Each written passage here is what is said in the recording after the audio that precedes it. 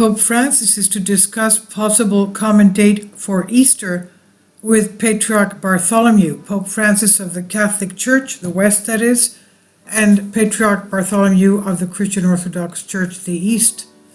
Now we know that from the Apostles' Didache, what our Lord Jesus Christ left to his disciples and apostles when it was between the days of his resurrection to the Assumption, those 40 days, he was telling them how the church should be run.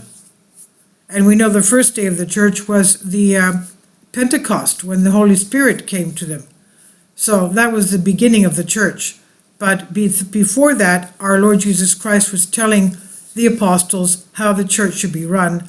And he says that Easter should always be the first Sunday after the Hebrew Pesach, the Passover, the Hebrew Passover, never before the Passover. Unfortunately, the Catholic Church many a time is holding Easter feast, the Easter feast, before the Passover, even though they know that that's not to be done. Now, obviously, they will have to have the common date of Easter, which is followed by the Christian Orthodox, which is always the Sunday after the Hebrew Passover.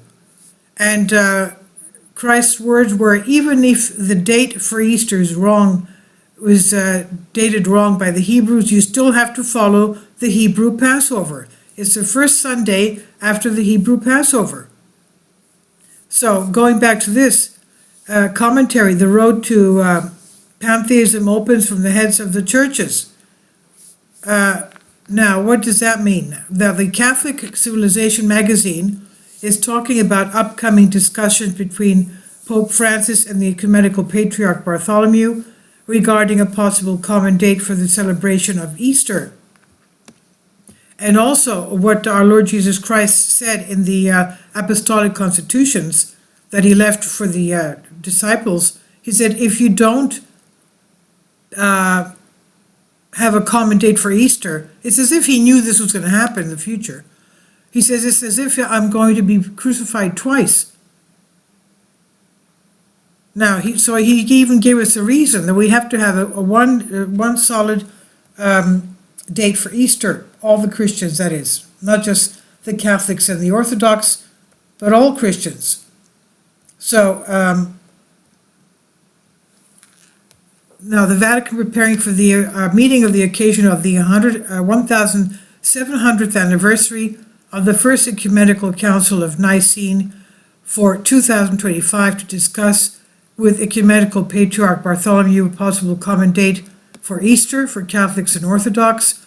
This is what Pope Francis reportedly said in a conversation with Jesuits during a recent trip to the Democratic Republic of Congo and South Sudan. We are preparing a meeting in 2025.